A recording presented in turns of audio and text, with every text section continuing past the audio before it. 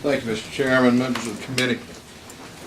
I'm Howard Sills. I'm the sheriff of Putnam County and the president of the Georgia Sheriff's Association. This is Sheriff Wiley Griffin, and he and I are both going to speak. Wiley, Sheriff Griffin is from the far southwest corner of the state, and he may have a great different perspective on some of us. I'm going to try to be brief. One thing Chairman Willard said, and I agree with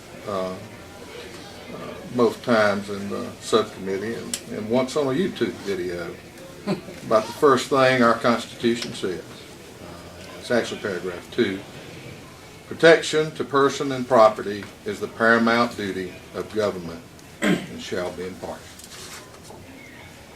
Outside in the hall and in the rooms with me today are half the sheriffs of the state of Georgia and an unknown number of deputies and at least a dozen more police chiefs that I saw. Ladies and gentlemen, we are the people who do protect the persons and property of Georgia. The illicit drugs in this state, which constitute well over 90% of the crime that occurs in this state, is funded by those who steal the property of the people of Georgia. And we have a duty to protect that property as required by our Constitution. I don't want to reiterate everything District Attorney Porter said, but the statement has actually been made in hearings. I saw it on the YouTube that there is no system of due process in Georgia concerning this. So nothing could be further from the truth. Every action we take, no matter how much the money is, no matter how little the property is, reported to the district attorney. It is published in the newspaper, and if an answer is filed under the present law, it is litigated before a judge of the Superior Court.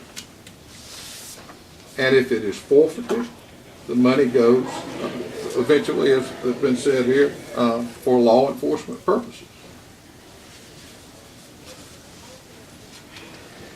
We have had, the best that's been said here is there have been stories that have been told, stories that have heard of abuses in this.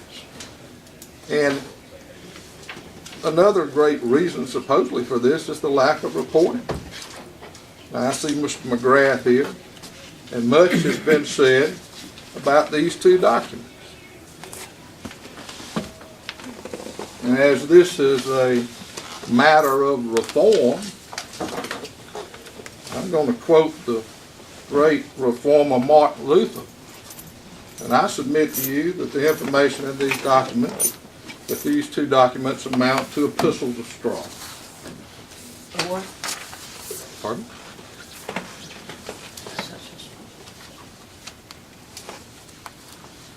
For example, page 4 here, excuse me, this is significant.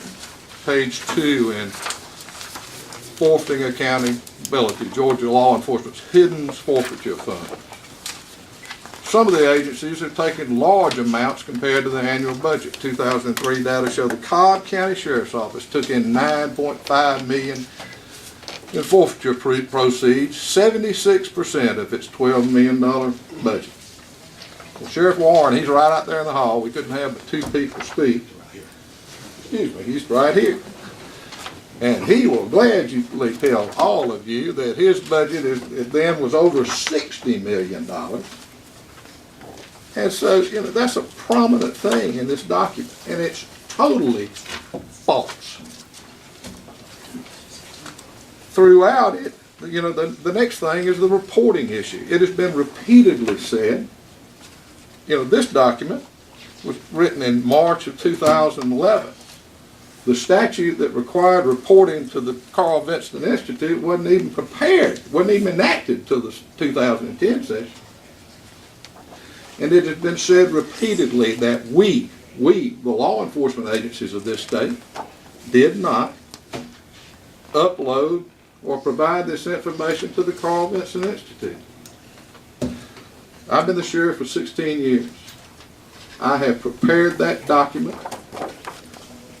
every year, and I have submitted it to the county commission in my county. And I know most of my colleagues have. And when we have training at the Georgia Sheriff's Association, we are adamant that they must do this report and send it in with their budget. But the law has never, ever required the law enforcement agencies to give this information or submit it to the Carl Vinson Institute. I have here with me today, for the members of the committee, just a second.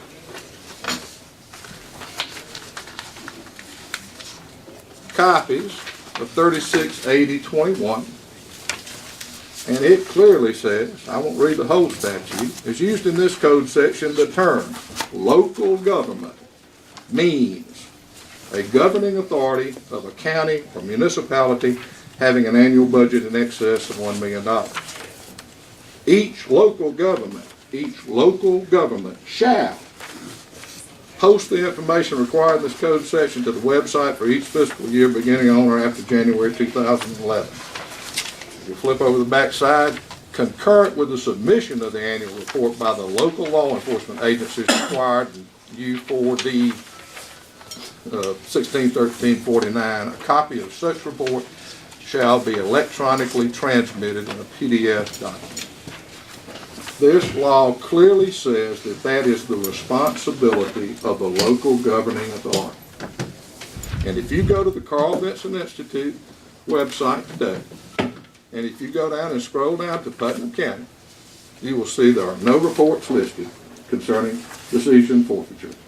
But every one of those reports are in the county commission's office. And if the fact that they didn't send them up there is hardly our responsibility.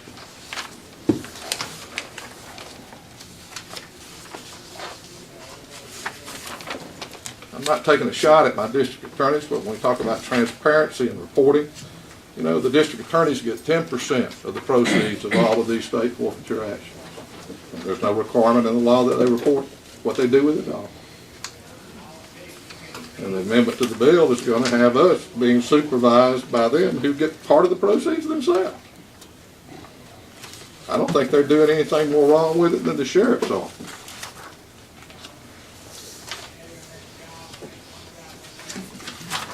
Ms. Hogue spoke at the subcommittee, and she said that what would be ideal would be if Georgia had a law like North Carolina does. And I did find one thing that the Institute of Justice wrote that I agree with. It's one of their documents. Forfeiture law in North Carolina. This is from their website. Civil forfeiture essentially does not exist under North Carolina law. Property can only be forfeited if the property owner is actually convicted of a crime. If he is convicted, the burden must show why the property cannot be forfeited. Moreover, law enforcement does not receive any of the proceeds.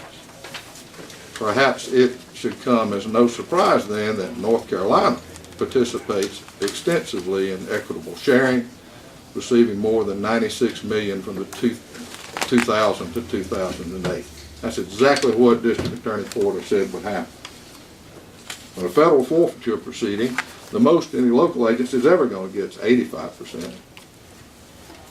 So that's what happens when this happens. It all goes federal.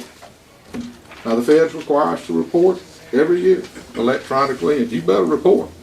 And if they find something you spent that wasn't appropriate, they're going to let you know.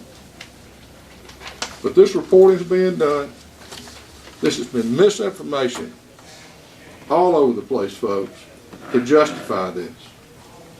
What we got works, and it has been upheld by the Georgia Court of Appeals, our Georgia Supreme Court, and the United States Court. What we can do and what we can't do, and we do not take grandmother's car unless grandmama knew grandson or granddaughter was hauling dope or using that car. We don't take it. And to say that we don't have due process, and to say that the sheriffs of this state have only their self-interest to motivate our opposition is as offensive a thing as I could ever think of. I drove up here today. Down, Sheriff Sills. No one's accused anything of that nature, to my knowledge, of the sheriffs. Well, excuse me, sir, I've got a video where you said it twice. Said what? You said, and I quote, 159 sheriffs in this state have come out against this. Oh, yeah. The only reason is their own self-interest. Well, they do profit from it in their offices, and that's one of the concerns we have with the lacking of due process part of the sheriff. I have not profited personally a dime, Say sir. personally, sir. You say personally. Well, my self-interest would be my self-benefit. And my duty is to protect the lives, persons, property, and the people of my county. Now, unfortunately, in rural Georgia is not like the affluent North Fulton County. And we, 40% of my vehicles, folks, that my patrol cars and my detectives drive, the car I drive, and most of the equipment that my sheriff's office has came from this forfeiture money. And it didn't benefit me personally one bit. But it did benefit the taxpayers of my county, and it hurt the people it's supposed to hurt. And that's the people who profit from the drugs. They don't pay taxes. The stuff that's going in your children's veins are coming from these folks that we take this stuff from. Your budget for your Department of Corrections is swollen out. It's because of the people that we take this from. And this, I submit, is the best thing we have ever had to deter crime and to fight crime in the state of Georgia in my almost 40 years. And I thank you. Let me ask a question for you. Yes, sir. Look up, what is I'm looking on a provision here that the sheriff handed out that says concurrent with the submission of the annual report, concurrent with the submission of the annual report by local law enforcement agencies required by Division U4D3 of Section 161349. What is that section? That is I'm sorry, counsel. Yes, so that's from 161349, and if you look at page 81 in your bill, you've made a change to reflect the change in the law as you propose. Page 81? Yes, sir. What did that provision require as far as reporting my question? Let me answer your question specifically, sir.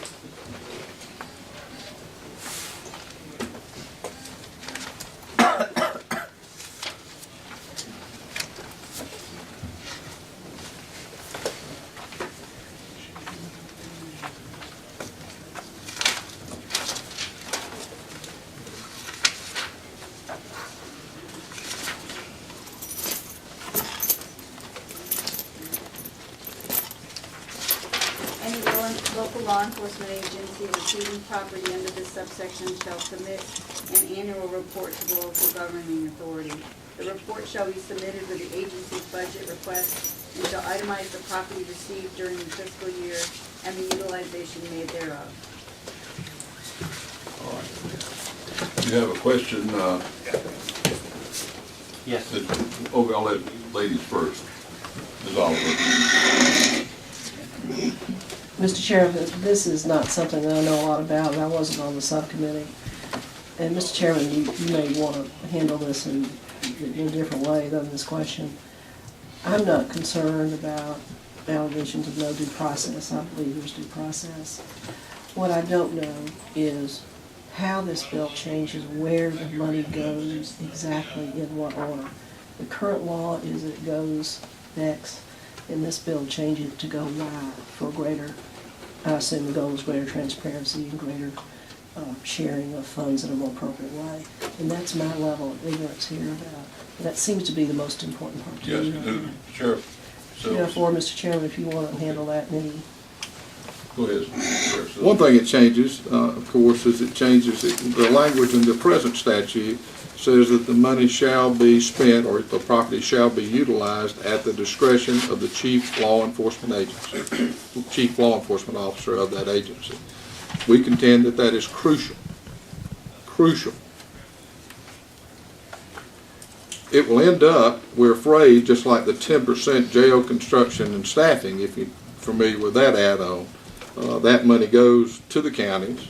We never see it. It never functions as something that we can utilize in the way we see fit. It only goes into our budget. So It- simplistically, very simply, right now you are the receiver statutorily of the money seized, and this bill would change it to go to accountants. It is my opinion that it would be a certainly debatable issue that they would have control over the money. It would be continued to be spent for law enforcement purposes. But we fear that it will simply be, quote, well, we included that into your budget. Quite candidly, ma'am, I couldn't conduct many of the investigations I have conducted over the years, some of them very complex, without this money if I had to get it from the county commissioners. Following up that, the definition of use of the money is on page 17 at 9/16/20, and that is used as code section term official law enforcement purpose means expenditures for law enforcement equipment, training expenses, and investigative expenses. Such term should not include the payment of salaries or rewards to law enforcement personnel. This is, as I understand, is a pattern after what the federal law limits. You cannot use it for salaries or payment of bonuses, etc. Correct? Our present law does not allow that either, Mr. Chairman. Well, it doesn't say that. Yes, sir, it does. Yes, we do. Yes, sir, it does, and I'll be glad to read it to you. Okay. Give me just a minute. So there's nothing problem with that as far as the language of the question. No, sir, I address Representative The Osborne. second part is where there's taken in, I'm sorry, you finished? Go ahead. Well, what I was saying is, I don't have a problem with that. I don't think anybody does. Although I do know that the district attorneys are able to use it and do use it to offset the furlough cost of their personnel. But it doesn't prohibit that in the existing statute. But what our objection is in that regard is the language where it clearly says today, at the discretion of the chief law enforcement officer of the agency. That's our hanging point on that. We don't have to disagree with shouldn't be spent on salaries. There should be no personal benefit nor any opportunity for personal benefit. So what we're patterning there was the guidelines you have in federal law to be the same way. The other thing we did was recognize that when you take in property, as I see it, as an attorney, the sheriff is an elected official, but it's not an entity that holds title to property, or should not. And the point is, when you have vehicles taken in, just like your deputies' vehicles today and your office equipment today, that belongs within the office of the sheriff and stays there, or should stay there if there's a change of the sheriff. That's to me logical. It's happened in a couple of cases recently, I'm understanding, Troup County being one, and I think I'm told Meriwether, where the sheriff, upon losing office, is distributing assets out of his office. He said, well, these came in through forfeiture, and I'm give them other places. I don't know where they went. But my point is, Sheriff, is to me, that belongs to the office itself, not to the individual to make the decision about sending them out to other people. And I was very clear, and I agree with Chairman Willard on that. And the stories that he's heard, if the sheriff or police chief or anybody has converted this property or given it away, what I said at the hearing was, and I want to be clear that I say it here today, that sheriff, that police chief, whoever did it, if they have done something with this property that is illegal, we have a plethora of existing criminal laws. That sheriff needs to be arrested. That sheriff needs to be indicted, convicted, and imprisoned. We will help. What I was reading from is an article is in the paper. And I don't say I have personal knowledge of it. No. Yes. I'm reading what I'm finding from reporters giving information about it. I understand, and I don't know either, but if they did something they weren't supposed to do, they need to go to the chain gang. Wish we had those again. Let's see, I'm sorry, Mr. Lindsay. Sheriff, thank you for coming today, and I have a little bit of a vested interest in HB 122, which was the reporting to the Defense Institute, since I'm the one who carried that bill.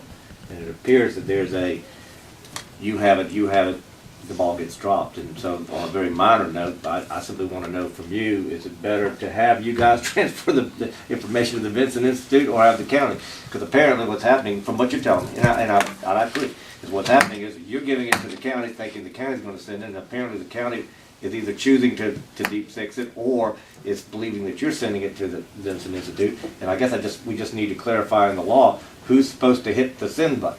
But you're a learned attorney, sir, and I think you'll agree with me, the law is very clear about who should send it, and it isn't us. We don't, if you want to put that burden on us, we'll do it. Okay. But I'm not gonna do it unless the law tells me. Well, it's apparent to me that in talking to the county people, they thought that you guys were, and you thought that they were, and, you know, there's a reason why we don't etch laws in stone anymore, because I'm just asking, would it create an onerous burden on, since you already prepared the report, just to have transmitted by the local enforcement agency? Not at all. If it were to be reported at the time of our budget, and we didn't have to do it at some other time, not at all. Wouldn't bother us at all. It says concurrent. I'm just trying to clarify the law. But I'm just saying, and I appreciate that. Yeah. I want to make sure before I put that in there that that's not going to create an onerous burden. I don't think anybody have a problem with that.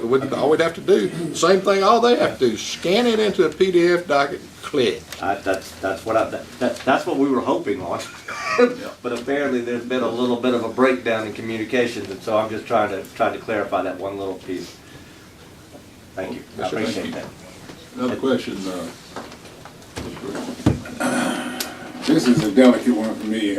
Like Mary Margaret, I was not on the subcommittee either, so I'm just understanding now about this bill.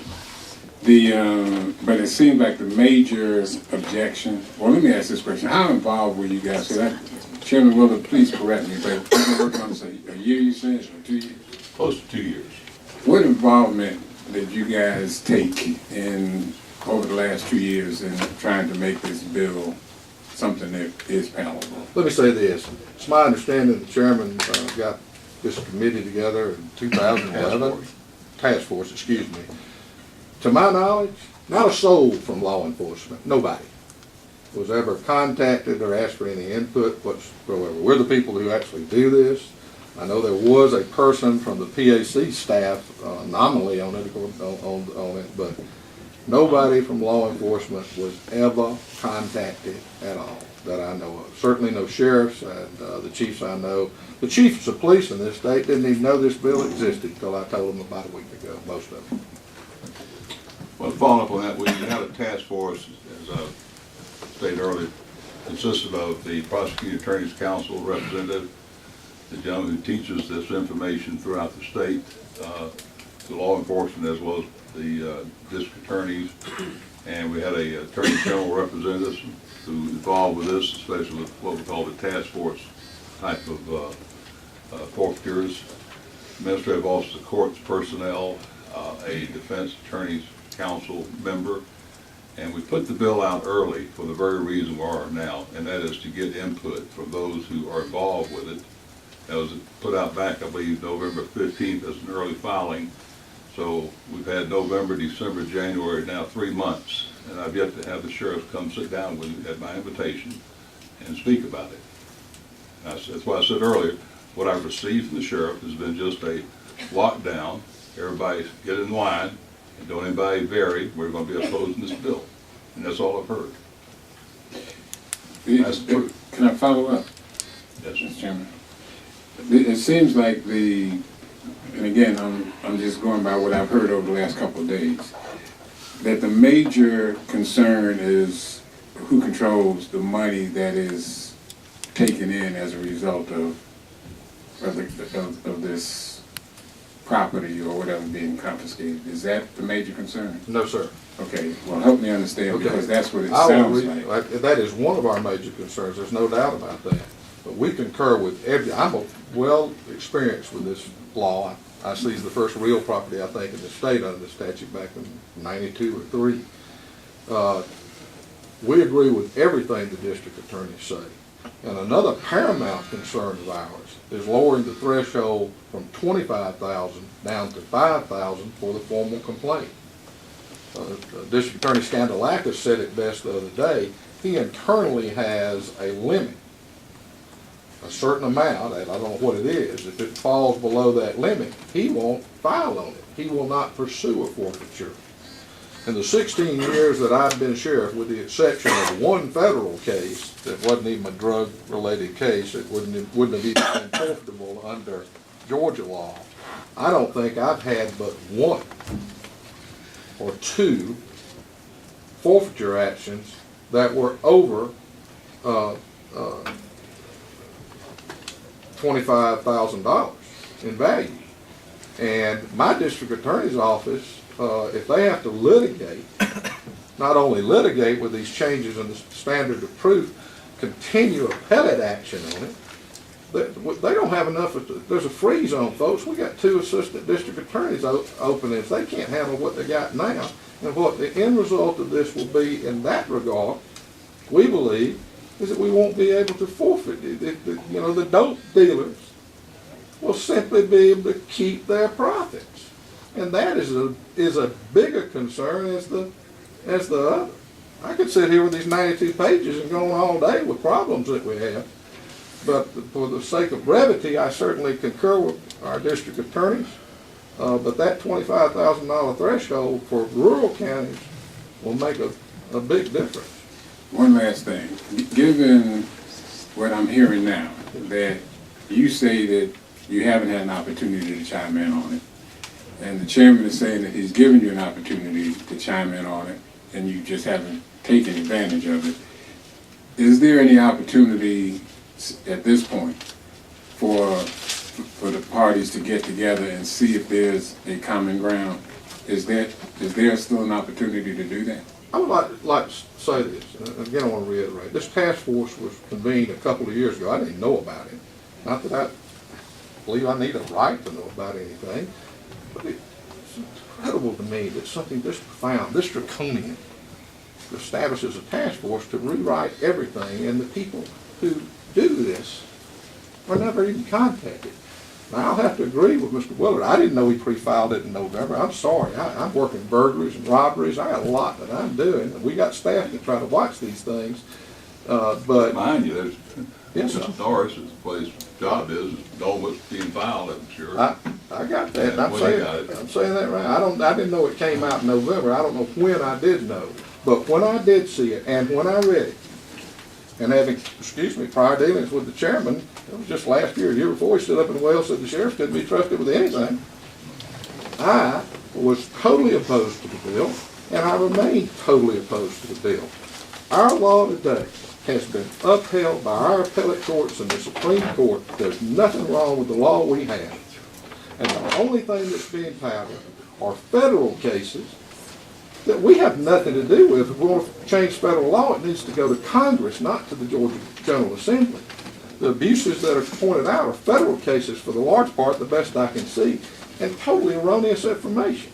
Okay, but back to my original question. Is there any opportunity, I guess I'm asking that of all parties involved, to sit down and see if there's some common ground? It would, no sir, I wouldn't say that, but it would take drastic changes in this bill before we would not oppose it in its entirety.